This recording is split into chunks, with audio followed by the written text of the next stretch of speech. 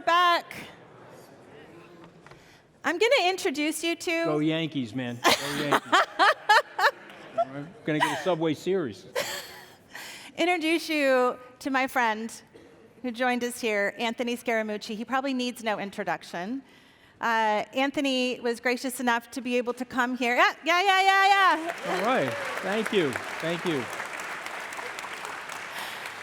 He was gracious. I need some cheers right now, man. It's been a rough election season, man.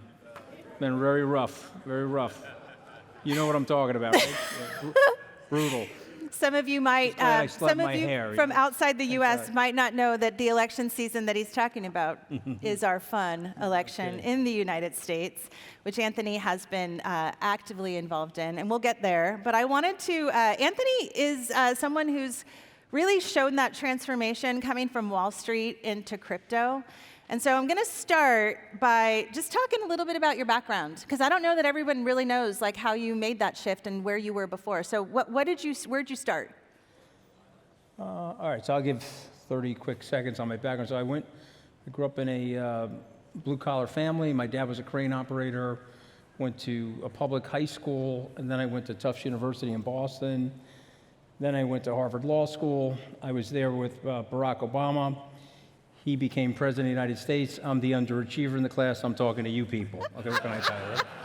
But I then went to Goldman Sachs, and then from Goldman Sachs, I built a business, and that went well, thank God. We sold that business to a firm called Neuberger Berman, and then I ended up working at Lehman Brothers, Denelle, because Neuberger was bought by Lehman, and this is a weird part of the story, and this is a lesson that I just want to share briefly. I was so confident in Lehman Brothers.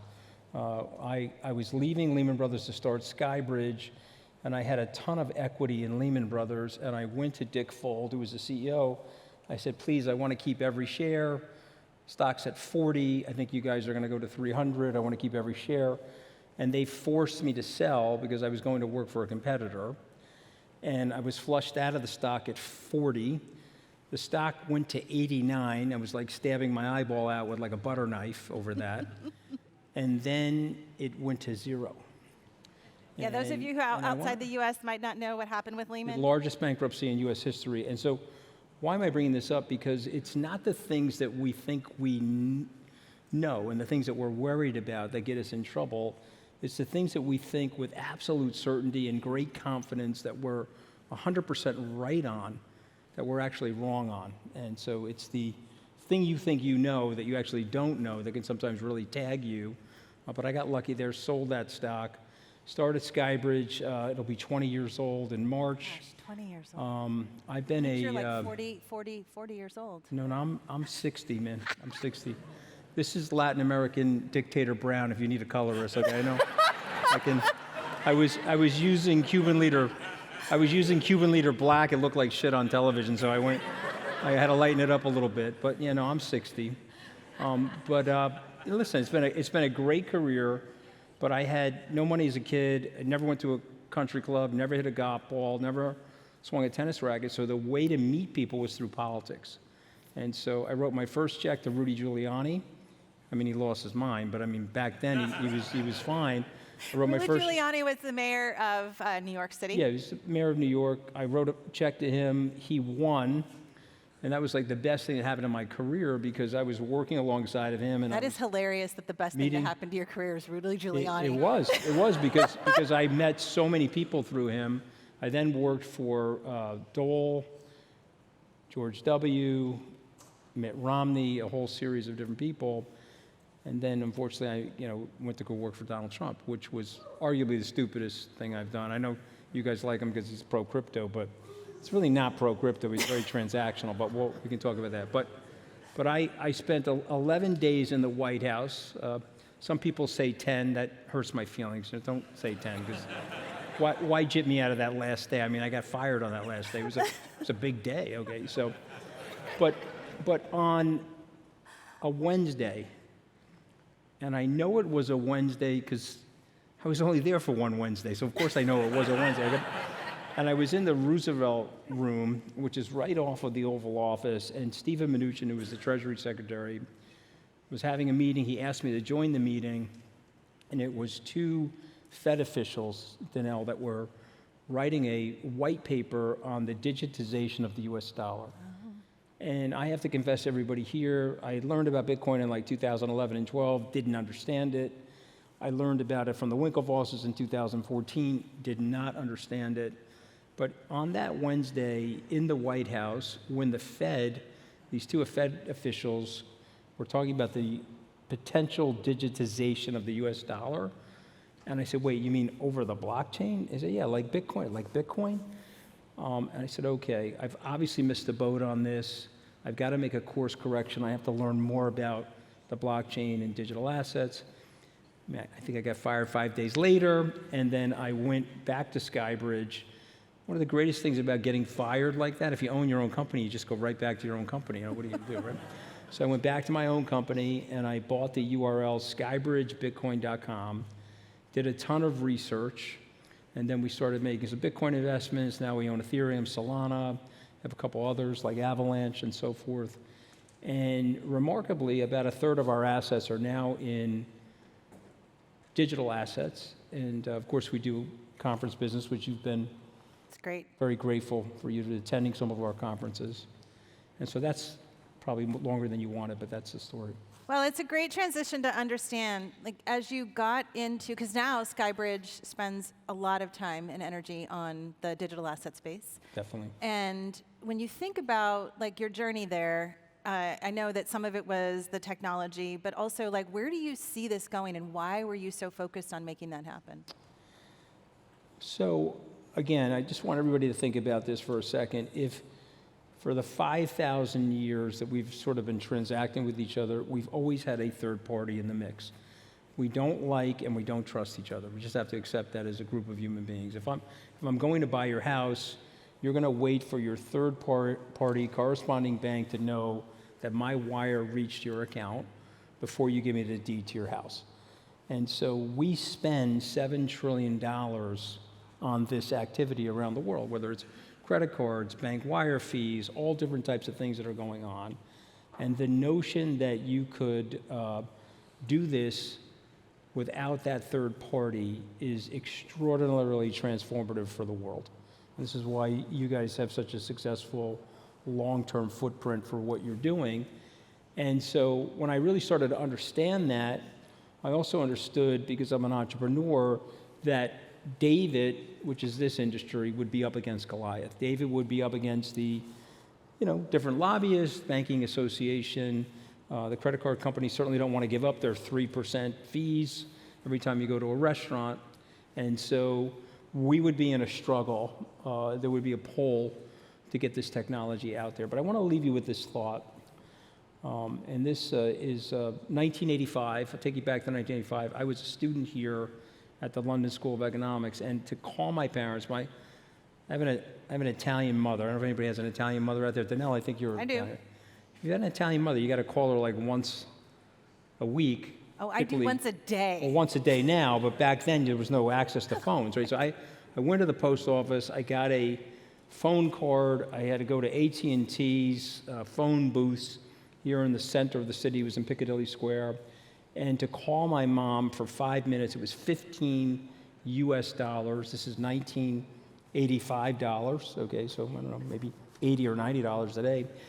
And to call her, and then the phone would cut off. You fast forward, it's 40 years later, we can go to any cafe, we can make the call from here, it's a costless call. My mom has one of those old-fashioned flip phones from like 2005, so I can't FaceTime her, but the point I'm making is you can FaceTime your mom today for no money. That's where we're going. Yeah, that's where Stellar's going. That's where the world's going. We're going to be transacting with each other 15 years from now in a way that we didn't think was possible when I started on Wall Street 35 years ago. So that's why I'm in the business, and I'm willing to be in the fight to beat back these lobbyists, to beat back the special interest groups that are trying to stop the industry from growing. And I think that, so much of, and maybe those of you who don't know, Anthony spends a lot of time with policymakers to really try to open their eyes to it. What do you focus on when you talk to them? Well, you've been in meetings with me. We've been This is for them. We've been to Washington. I think Mark Cuban chaired an event for the Biden White House, maybe over the summer. I've been to 3 or 4 Harris situations, talking to them about this.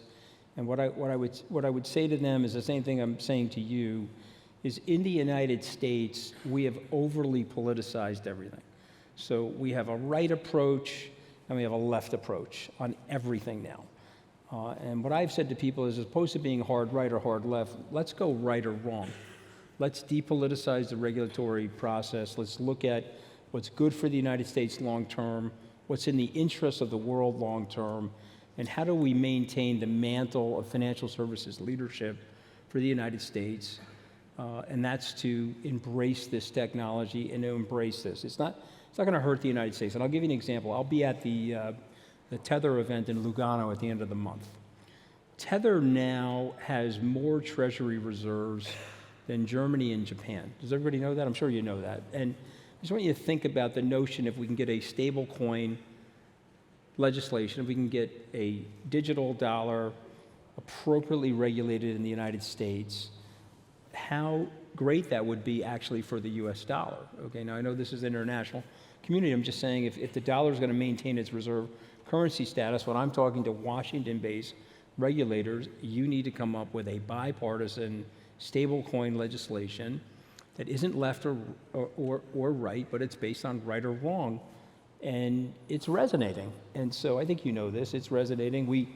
I participated in a few events with Denelle where Senator Schumer, who is the majority chair or the majority chairman of the Senate right now, has said to us, as close as we are here talking together, that he's going to pass cryptocurrency legislation, a stablecoin piece of legislation in the next congressional term. And so I believe we've moved the needle enough where this will be bipartisan over the next 24 months. And why is it so important to get the U.S. involved in this? Well, look, we still have 25, 27% of the GDP, however you're accounting for the GDP. We still have the biggest liquid market, the deepest, widest liquid capital markets in the world. And this, if we get this going in the U.S. Is, we have some things that we're not doing so well, but one thing we do really well is innovation in our country. I don't know if you guys saw over the weekend, Elon Musk is like landing rockets into it's like the Mozilla, whatever that thing was, it like captured the rocket, okay? Yeah. This is something we do really well in the U.S. And so if we can clean out the regulatory speed bumps, I think this would be an amazing thing for the world. And again, it shouldn't be U.S.-centric. I'm not saying that. But Denelle's asking me specifically what I'm saying to U.S. elected officials about this topic. This should be a global thing. Well, and it's we important do together. Because I think the U.S. is messing things up for the rest of the world, essentially. No, quite. Gary Gensler is like the worst SEC chairman in the history of the SEC. I got in trouble because I said, if you look like Jiminy Cricket in real life, you would take it out on the rest of us. And somebody got mad at me because it was like an ad hominem attack, and so I had to take it back. So I retract that statement. Except for he just said it again right now. But I do feel that way. I just think the guy knows better. I was with a gentleman earlier that works for Credit Agricole who had him as a professor at MIT, and he was pro-Bitcoin. He was pro the blockchain technology, and due to political expediency, and I know what happened because I got my 11-day PhD in Washington scumbaggery. Okay, so let me explain to you exactly what happened. He was hanging out with Sam Bankman-Fried, and Elizabeth Warren, who was a law school professor at Harvard, was hanging out with Sam's parents, who were law school professors at Stanford, and they were very close. And there were meetings that were inside these offices, which were scheduled, and you can use Freedom of Information Act and see the meetings. And then there were many meetings outside of the offices, and they were very close to giving Sam margin approval on his exchange.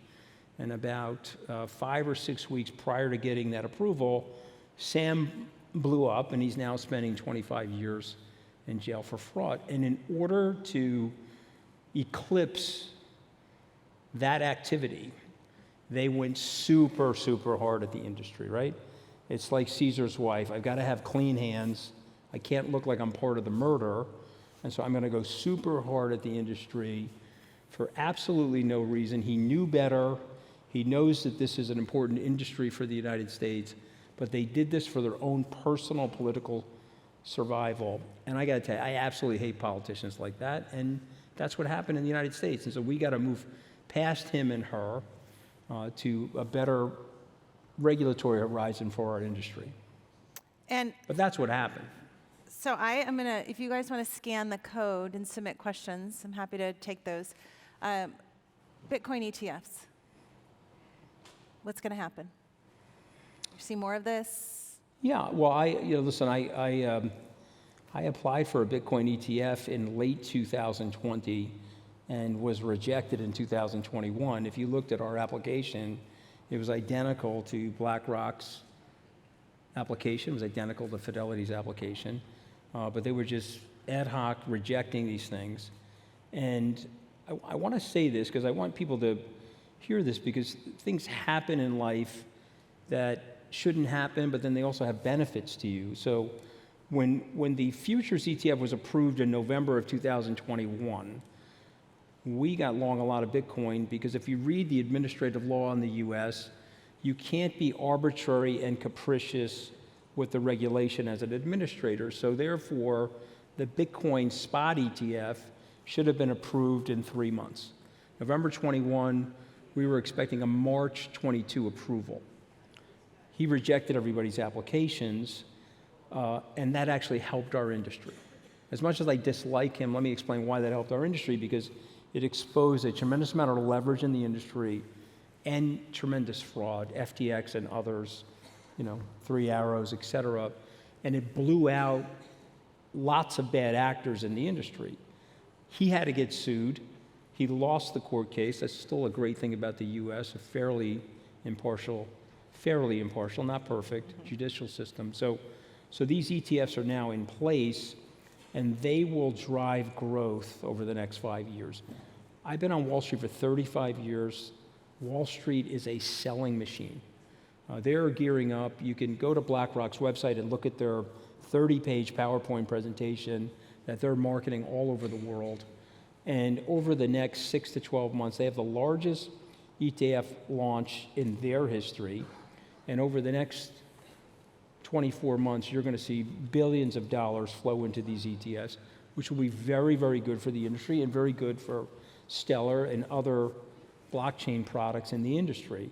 One last point, on an earnings call yesterday, Larry Fink said that Bitcoin will be, he started in the mortgage-backed securities business in 1982 at First Boston. And Larry Fink, who's the CEO of the largest asset manager in the world, said that Bitcoin will be as large as the mortgage-backed security market. Now, if you're on Twitter, people are saying 50 trillion, it's not 50 trillion, but it's 13 trillion. Okay, so he's saying over the next 10 years, Bitcoin will be a 10x, and he's put his money where his mouth is, and he's put his selling machinery behind that as well. So, I'm long a lot of Bitcoin, and you probably should be too, but that's not investment advice. Okay, there's rapid fire answers here. Yep. DeFi in Wall Street, you see emerge? Definitely. Okay. All right, I'm going to ask him the political questions y'all submitted, but I'm just saying. Mm-hmm. Will Trump follow through on his support of crypto if elected? If elected, he will follow through. There's people that are working for him that I'm still, look, I can't stand Trump. I think most people know that. There's 40 of us that work for him inside the White House, cabinet members, secretaries of defense, chiefs of staff, that are trying to tell you how bad a human being the guy is, okay? And he talks about non-white immigrants of the United States the way the Nazis talked about the Jews in the 1930s.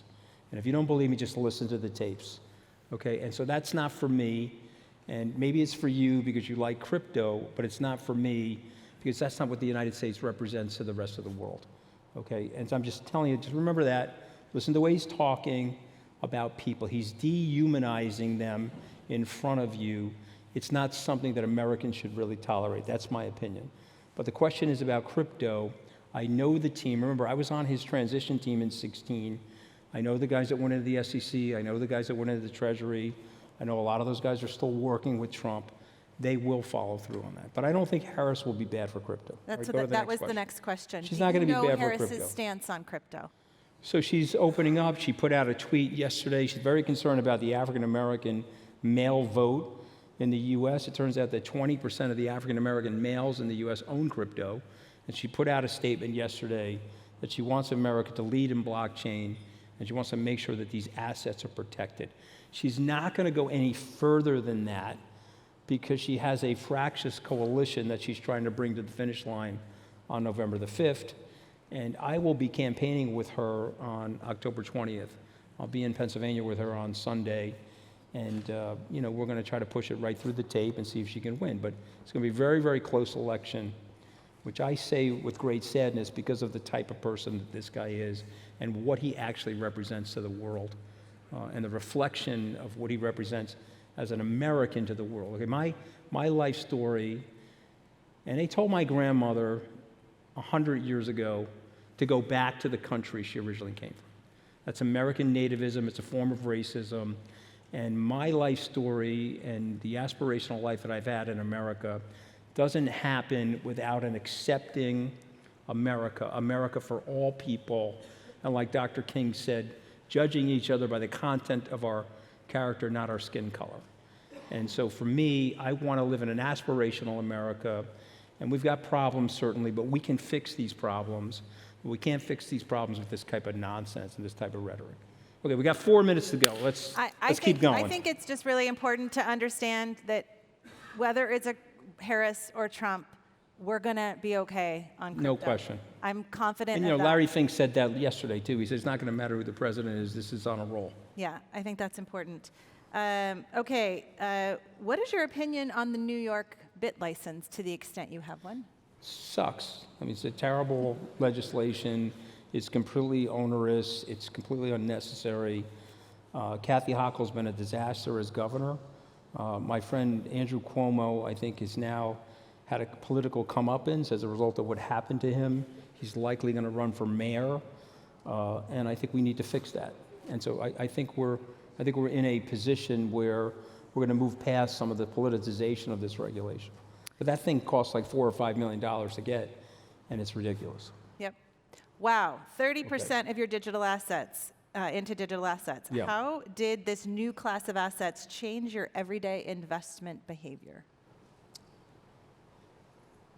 It's maybe older. I mean, come on, Bitcoin ages you, man. I mean, this thing's like aged like dog years, you know. I mean, you have to understand something. I want you to imagine where SkyBridge was in January of 22. We sold a piece of our business to Sam. So we had to deal with that. That's Sam Bankman-Fried. Sam Bankman-Fried. And we're long a ton of Bitcoin for our clients. And I'm a high-profile person, so I'm getting lit up by the tabloids, lit up in the newspapers over my relationship with Sam. Bitcoin goes from 69,000 to 15,000. We don't sell any Bitcoin, but we buy Bitcoin. Okay, and for about 6 weeks, I am literally getting lit up. I think they had me like sinking in this like little dinghy, and I was going out of business and all kinds of bullshit. And so here now, we go from 15,000 to 65,000. Of course, the papers never write that, right? They only write the bad stuff. But it's been brutal. I'm not going to BS you guys, but here's the thing. You have to accept high levels of volatility with new technologies. If you were in Amazon when it went public, you lost money. It went down 50% 8 times. It went down 90% 1 time. If you held on and you made a $10,000 investment on the IPO, it's worth $19 million US today. And so you got to hang in there. And there's a reason why the dead people at Charles Schwab do better than the living people when they look at the accounts. Did you know that dead people don't look at their accounts? Does everybody know that? And so when they don't look at the accounts, they don't get nervous and they don't sell out at the wrong moment. There are so many questions here. I'm going to choose this one. The UAE is impressive with its crypto regulation. I know you spend a lot of time there. Mm-hmm. And putting its currency on chain. Which country do you think is leading in crypto? In the Middle East or in general? They just said country. So obviously El Salvador is leading. I think there'll be other Latin American companies that embrace what El Salvador is doing, but I think the UAE by far is leading in crypto in the Middle East, and we're very close to the VAR people, which we had at our event in Wisconsin. I'm sorry, Wyoming. I meant to say, probably I'm focused on Wisconsin because we've got to win Wisconsin. I did a ribbon cutting. If you're football people here, British football people, I was with Di Guardiola on Tuesday night. We opened up OKX's office in Dubai. Love that guy, by the way. I didn't know who he was. It shows you my American ignorance about the world. I think his name is Pep Di Guardiola or Guardiola. I don't. Great guy.